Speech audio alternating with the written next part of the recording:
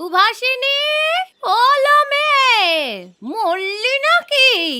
বলি, আমি যে ডাকছি সে কথা কানে যায় না?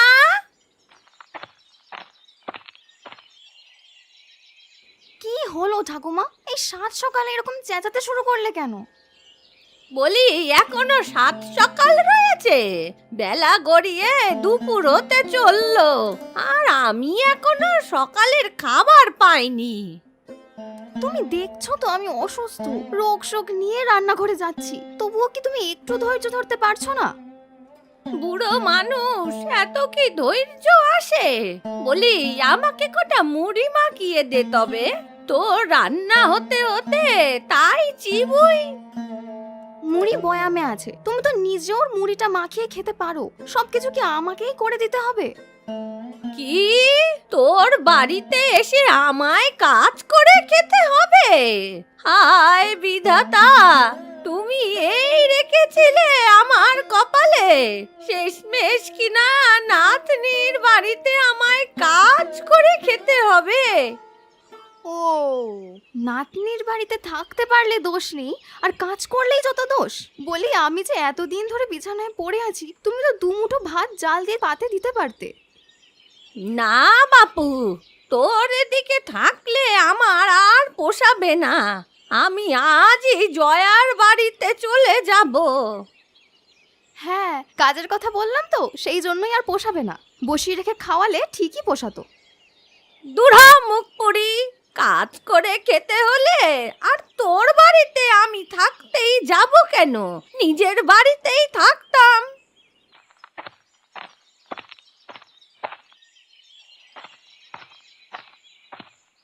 সে কি ঠাকুমা, তুমি কি সত্যিই চলে যাচ্ছ? হ্যাঁ, যাচ্ছি। তোর এখানে আর থাকবো না। তোর চেয়ে জয়ামাই ভালো, 3 বেলা সময় মতো খাবার দেয়। ও ঠাকুমা, তুমি যেও না গো, আমি না হয় রাগ করে তোমাকে দুটো কথা বলে ফেলেছি, সেজন্য তুমি এভাবে চলে যাবে? যাব না তো কি? তুই অসুস্থ শরীর নিয়ে রান্না বান্না করতে পারিস না? আমি এখানে থেকে না খেয়ে মরবো নাকি? দেখেছো কেমন বজ্জাত মহিলা, নিজের আখের বুঝে ঠিক পালিয়ে যাচ্ছে। সে তুই যা বলিস, আমি আর থাকবো না এই বাড়িতে। তা জামাই কোথায়? ওর কাছ থেকে ভাড়াটা নিয়ে যেতে হবে তো। ও বাড়িতে নেই, তুমি নিজের টাকায় যাও। বেশ, তবে ওর দোকান থেকেই নিয়ে যাব।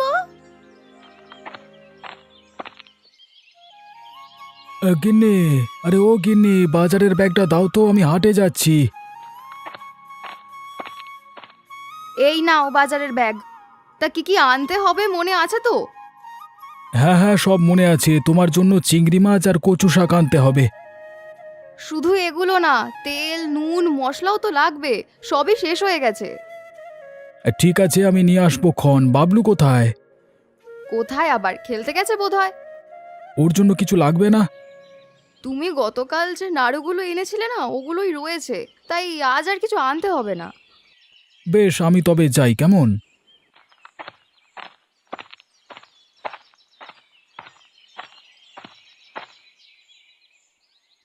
ও জামাই, বাজারে যাচ্ছ?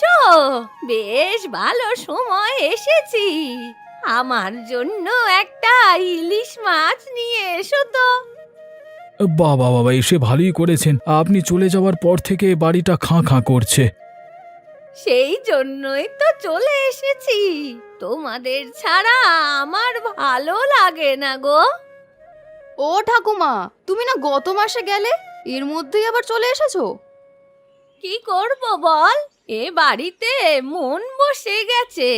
তাছাড়া সুভাষিনীর শরীরটা খারাপ, আমাকে রান্না করে দুটো ভাত দেবে সেটাও পারছে না।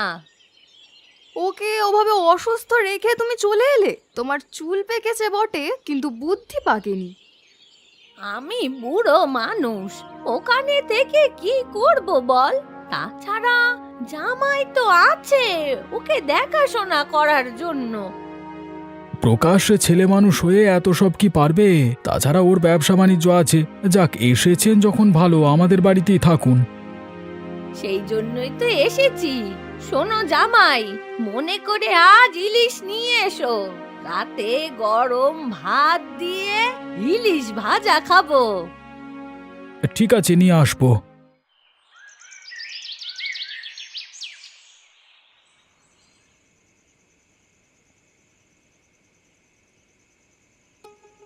আজ তো দেরিতে ফিরলে, আমি সে কখন থেকে তোমার জন্য ভাত নিয়ে অপেক্ষা করছি। আর বলো না গিন্নি, দোকানে আজকে অনেক ভিড় ছিল, দোকান বন্ধ করে আসতে দেরি হয়ে গেছে। এখন থেকে একটু তাড়াতাড়ি আসবে। এই একা বাড়িতে থাকতে আমার না খুব ভয় করে গো। কেন, ঠাকুমা আছে তো, উনি থাকতে ভয় কিসের? বুড়িটা আজ সকালে চলে গেছে। চলে গেছে? সে কি কথা, এখানে না তার কয়েক মাস থাকবার কথা? সেই তো থাকে প্রতিবার, কিন্তু এবার আমার অসুখ দেখে দিদির বাড়িতে চলে গেছে। বোধহয় অসুখ সারলে তারপরেই আসবে। কাজটা তো ঠিক করেনি, তুমি অসুস্থ, তার উচিত ছিল তোমার কাছে থেকে তোমার কাজে একটু সাহায্য করা। কে কার কাজে সাহায্য করবে বলো? উল্টে আমাকে তাকে 3 বেলা রান্না করে খাওয়াতে হয়। আচ্ছা, উনি তোমাদের সাথে এমন করেন কেন? আমার শ্বশুর শাশুড়িদের কেউ তো এমন ছিলেন না। উনি আমাদের আপন ঠাকুমা না, উনি বাবার সৎ মা। ও বুঝেছি, সেই জন্য তোমাদের সাথে এমন ব্যবহার করে, তাই তো? আরেকবার আসুক বুড়িটা, একেবারে উচিত শিক্ষা দিয়ে দেব। চলো গিন্নি, এর আগেই একদিন ওনার বাড়িতে গিয়ে একটা শিক্ষা দিয়ে আসি। উনি সারা বছর আমাদের বাড়িতে থাকেন, আমরা না হয় কিছুদিন তার বাড়িতে গিয়ে থাকবো। উনি বাড়িতে গেলে তারপর তো যাব। সারা বছর হয় আমার বাড়িতে, না হয় দিদির বাড়িতে থাকে। সামনে পয়লা বৈশাখ, তখন হয়তো বাড়িতে যাবে, তখন চলো দিদি, জামাইবাবু আর আমরা মিলে কটা দিন বেরিয়ে আসি। ঠিক বলেছ, বাবা মা মারা যাওয়ার পর থেকে তো বাবার বাড়িতে আর যাওয়াই হয় না। এই সুযোগেই যাওয়া যায়।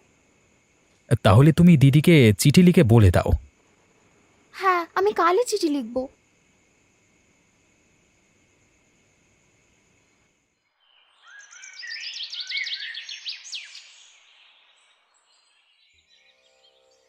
বলি, চুলগুলো কি করেছিস দেখ তো দিদি, বিলি দেওয়ার সাথে সাথে অর্ধেক উঠে আসে। সংসার করেই আর সময় পাই না গো ঠাকুমা, চুলের যত্ন আর কখন নেব বলো? বলি, আমরাও সংসার করেছি, তোদের মতো এত আলা বলা হয়নি কখনো। আরে নিজের যত্ন নিতে হবে আগে, পরে স্বামী সন্তানের কথা ভাববি। কেমন সংসার করেছো তা তো দেখেছি। সারা বাড়ির কাজ আমার মা একাই করেছে। হ্যাঁ, দেখেছি তো কত কাজ করতো। এক মুঠো ভাত রাঁধতে সারা বেলা ফুরিয়ে ফেলতো। গিন্নি, আরে ও গিন্নি, তোমার চিঠি এসেছে। চিঠি? এখন চিঠি আবার কে পাঠালো? সুভাষিনী লিখলো, পড়ে দেখো তো কি লিখেছে। হ্যাঁ, দাও তো দেখি। শুনেছিলাম ওর অসুখ ছিল, সুস্থ হয়েছে কিনা কে জানে। হ্যাঁ রে, কি লিখলো? আমাকে নিশ্চয়ই ওদের বাড়িতে যেতে বলছে। না না ঠাকুমা, তা বলেনি। ওর অসুখের কথা লিখেছে। ও, এই কথা। আমার দরকার ফুরিয়ে গেছে, এখন আর বলবে কেন? আচ্ছা ঠাকুমা, তুমি বাড়িতে যাও না কদিন ধরে বলো তো? কদিন হবে? এই তো গত আষাঢ় মাসে এসেছিলাম, এখন চৈত্র মাস শেষ হতে চলেছে। প্রায় 1 বছর ধরে আপনি মানুষের বাড়ি বাড়ি ঘুরছেন। হ্যাঁ, মানুষের বাড়ি কোথায়? আমার নাতনির বাড়িতে আমি থাকি, তাতে কার কি? কিন্তু তোমার তো একবার বাড়িতে যাওয়া উচিত। এতদিনে ঘরদোরের কি হাল হয়েছে কে জানে। ওসব নিয়ে চিন্তা করিস না, পাশের বাড়ির মালতীকে বলে এসেছি, ও দেখাশোনা করবে। কিন্তু আপনার তো আম আর কাঁঠাল বাগান আছে দুটো, ওগুলোতে এখন ফল ধরেছে, বাড়িতে না গেলে তো মানুষে সেগুলো খেয়ে ফেলবে। ওগুলো মালতী দেখে রাখবে বলল, ও নিয়ে চিন্তা নেই।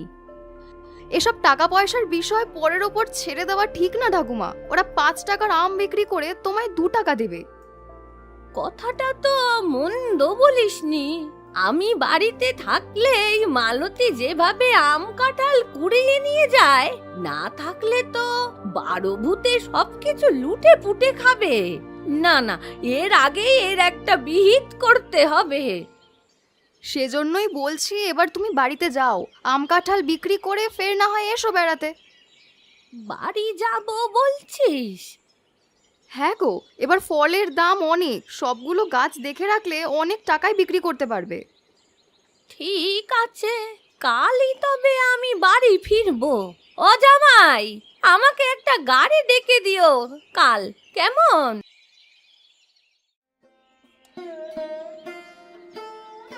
আসি জয়া, বাবলুকে দেখাশোনা করিস, তোদের জন্য বড্ড পেট পুড়বে। এই তো কটা মাস, ফলমূল বিক্রি করে বর্ষাকালে চলে এসো আবার, আর এর মধ্যে আমরা গিয়ে তোমায় দেখে আসবো। ঠিক আছে দিদি ভাই, আমি তবে যাই। ও জামাই, গাড়ি ডেকেছো? হ্যাঁ ঠাকুমা, বাড়ির সামনেই আছে, আপনি আসুন। হ্যাঁ তাই চলো। মালতী, ও মালতী, আছিস মা? ও মালতী।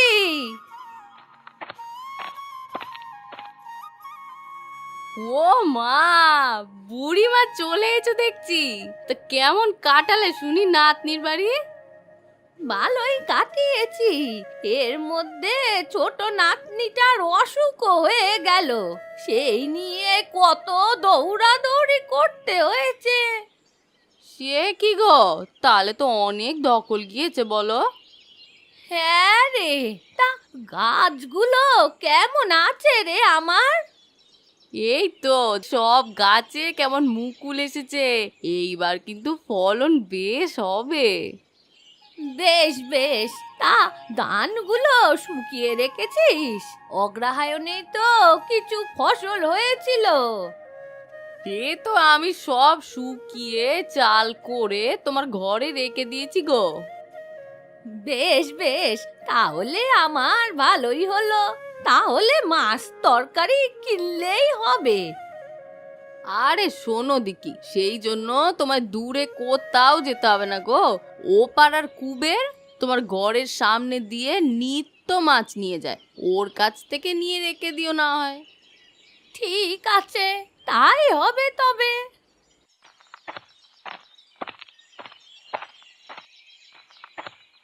লাগবে, ইলিশ মাছ লাগবে। আরে একেবারে পদ্মার তাজা ইলিশ, একবার খেলে বারবার খেতে ইচ্ছে করবে। ইলিশ মাছ, আহ কতদিন ইলিশ মাছ খাই না। ও কুবের, এদিকে আয় তো বাবা।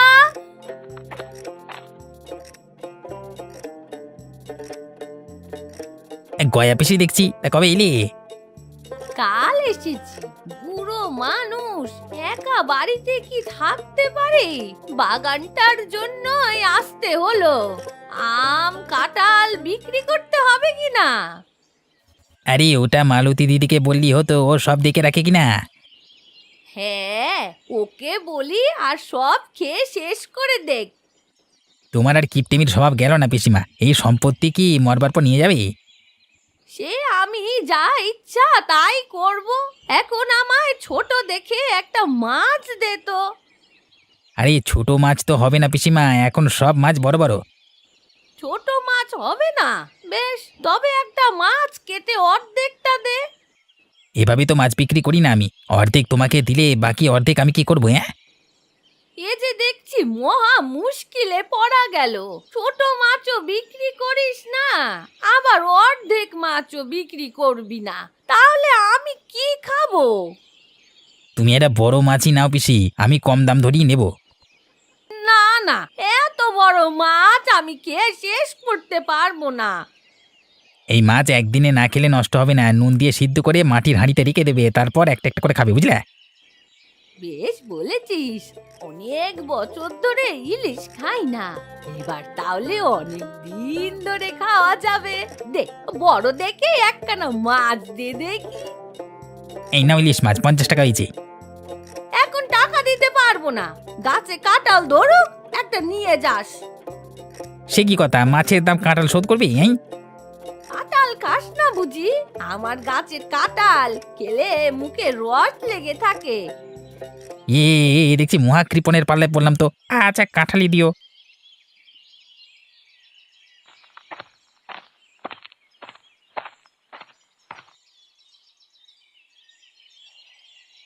যাক, অনেক বড় একটা মাছ পেয়েছি। এখন এটা কেটে কুটে নুন মাখিয়ে সেদ্ধ দেই, আর একটা ফালি রাতে খাওয়ার জন্য রাখি।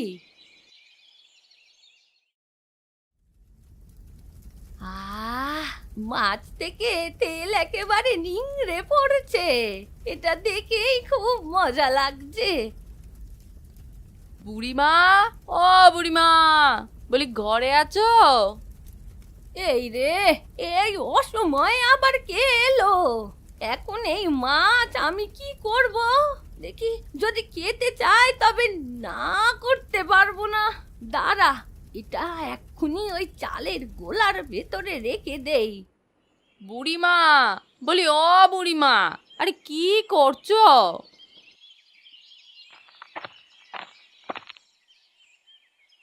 এই তো মা, কটা চাল ফুটালাম, এক্ষুনি খেতে বসবো। তা খাবে কি দিয়ে গা? নুন লঙ্কা দিয়েই মেখে খাবো, মাছ তরকারি কিনতে পারিনি এখনো। বলো কি, মাছ কেন নি? তা তবে তোমার বাড়ি থেকে যে ইলিশের গন্ধ বেরোচ্ছে। কই, আমি তো কিছু পাচ্ছি না। আমি কিন্তু এখনো বেশ ইলিশের গন্ধ টের পাচ্ছি। তাহলে হয়তো পাশের বাড়ি থেকে বিড়ালটা ইলিশের কাঁটা এনে ফেলেছে, ওটারই গন্ধ পাচ্ছিস হবে হয়তো। ও, এই কথা বুঝি?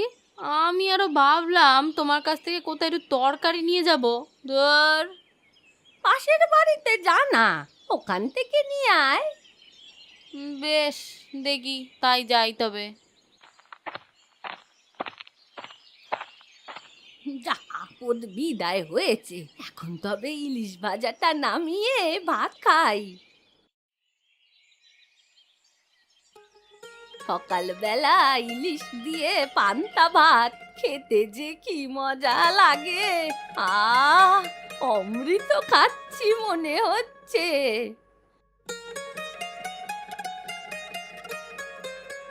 ঠাকুমা, ও ঠাকুমা, দেখো কারা এসেছে।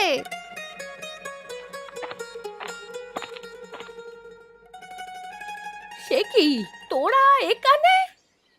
অবাক হয়েছো ঠাকুমা? বলেছিলাম না আমরা ঠিক চলে আসবো। তাই বলে এই বৈশাখ মাসে এই ঝড় জলে তোরা থাকবি কোথায় এখন? বৈশাখ মাসেই সবাই শ্বশুর বাড়িতে যাচ্ছে, আমাদের তো শ্বশুর শাশুড়ি বেঁচে নেই, তাই আপনার কাছে এলাম। আর আমাদের থাকা খাওয়া নিয়ে চিন্তা করবেন না, আপনি যেভাবে থাকবেন আমরাও সেভাবেই থাকবো।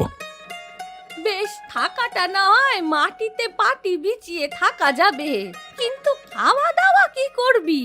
সেটা কি করে হবে? ও মা, সেটাও আমাদের ভাবতে হবে। তোমার বাড়িতে এসেছি, তুমি যা খাওয়াবে আমরা তাই খাবো। এ দেখছি মহা মুশকিলে পড়া গেল। এখন আমি কি খাওয়াবো বলতো? সে আমরা কি জানি, তোমার যা ইচ্ছে তাই খাওয়াবে। বেশ, তাই হবে তবে।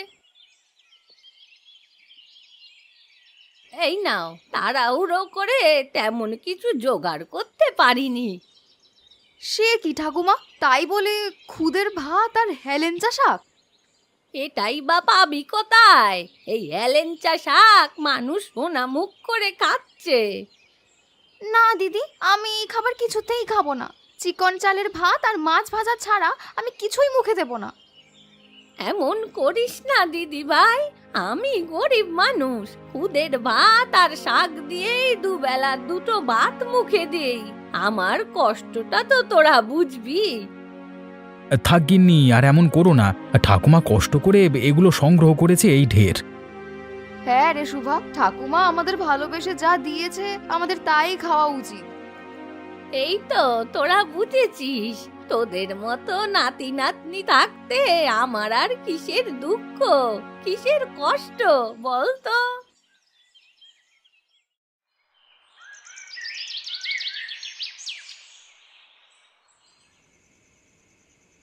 যাক, আপদগুলো ঘুমিয়েছে, এখন তবে একটা ইলিশ ভাজি খাওয়া যাবে।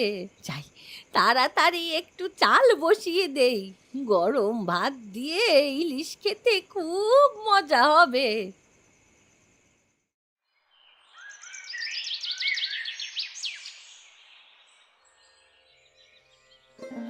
শোনো, ঠাকুমায়ের অবস্থা তো জানো, আমাদের 3 বেলা খাওয়াতেই তিনি হিমশিম খাচ্ছে। এবার মনে হয় আমাদের হাট বাজার করে আনা দরকার। হ্যাঁ দিদি, এসব শাক পাতা খেয়ে আর আমার ভালো লাগছে না, এবার মাছ মাংস চাই আমার। বেশ তো, চলুন জামাইবাবু, সকাল সকাল হাট থেকে ঘুরে আসি, তাহলে সবকিছু তাজা কিনতে পারবো। আরে দাঁড়াও দাঁড়াও দাঁড়াও, এখানে এই জিনিস কিভাবে এলো? কি পেলে তুমি? কি এসেছে? এই দেখো গিন্নি, ঘরের মেঝেতে মাছের কাঁটা পড়ে আছে। তার মানে কেউ এখানে মাছ ভাত খেয়েছে। মাছ ভাত কে খাবে? 2 দিন ধরে তো আমরা শাক দিয়ে খাচ্ছি। তবে কি ঠাকুমা খেয়েছে? কি যে বলো দিদি, উনি কোথা থেকে খাবে? দেখছই তো শাক এনে 3 বেলা রান্না করছে। আমার মন বলছে উনিই খেয়েছেন, না হলে এখানে মাছের কাঁটা আসবার কথা নয়, আর কাঁটাটা ইলিশের। কালকে রাতে রান্নাঘরে হাঁড়ির আওয়াজ পেলাম, তখনই তিনি কি এ কাণ্ড ঘটিয়েছেন। গিন্নি, হাঁড়িটা পরীক্ষা করে দেখো তো ভাত লেগে আছে কিনা। সে কি গো দিদি, ঠাকুমা এমন কাজ করতে পারলো? এই দেখো, হাঁড়িতে আজ তো ভাত লেগে আছে, এটা খুদের ভাত না। আমাদের রেখে কিপটে বুড়ি তবে ভাত আর ইলিশ মাছ খাচ্ছে। দাঁড়া, এক্ষুনি ওকে ডাকছি। না না গিন্নি, ডেকে লাভ হবে না। আগের দিনের মতো তিনি সবকিছু অস্বীকার করবেন, তার চেয়ে বরং আমরা খুঁজে বের করি, দেখি তিনি কোথায় ইলিশ লুকিয়েছেন। তা কি করে খুঁজে পাবো কোথায় লুকিয়েছে? তা কে জানে? আমার কাছে একটা বুদ্ধি আছে গিন্নি, ওই বুদ্ধিতে কাজ করলে ইলিশ মাছ পাওয়া যাবে। কি বুদ্ধি বলো? যদি ইলিশ খুঁজে পাই তবে ভাত দিয়ে ইলিশ ভাজা খাবো। শোনো তবে, উত্তম বুদ্ধি এনেছো প্রকাশ। এই পদ্ধতি অবলম্বন করে বুড়িকে শায়েস্তা করা যাবে। তবে চলো এখনই কাজ শুরু করা যাক।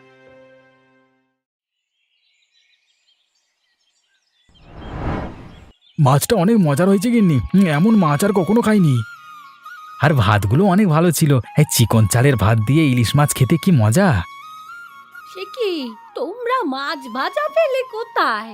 আবার চিকন চালের ভাতও খেয়েছো দেখছি। কোথায় আবার, ঘরেই ছিল। সুভাষিনী খুঁত খুঁজতে গিয়ে কোথায় যেন পেয়েছিল ওগুলো।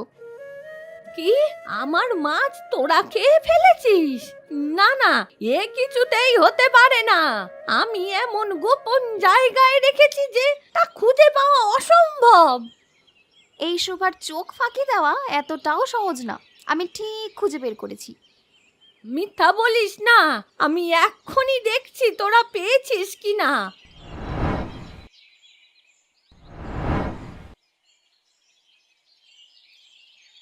দেখলি, সব মাছ এখানে আছে, তোরা পাসনি খুঁজে। তোমার চাল আর ইলিশ মাছ খুঁজে আমরা পেয়েছি ঠাকুমা, এখন এগুলো রান্না করে খাওয়াতে হবে। দেখেছো দিদি, দেখেছো আমাদের কিভাবে এতদিন বোকা বানিয়েছে? এগুলো না খেয়ে আমরা যাচ্ছি না। হায় হায়, এ কি করলাম আমি? নিজেই সব দেখিয়ে ফেললাম। হায় বিধাতা, এত নির্বোধ আমি কিভাবে হলাম? এখন আর আফসোস করে লাভ হবে না। যান যান, তাড়াতাড়ি আমাদের ইলিশ মাছ দিয়ে ভাত খাওয়ান। তোমার যেতে হবে না, আমিই যাচ্ছি, পাছে আবার লুকিয়ে ফেলবে।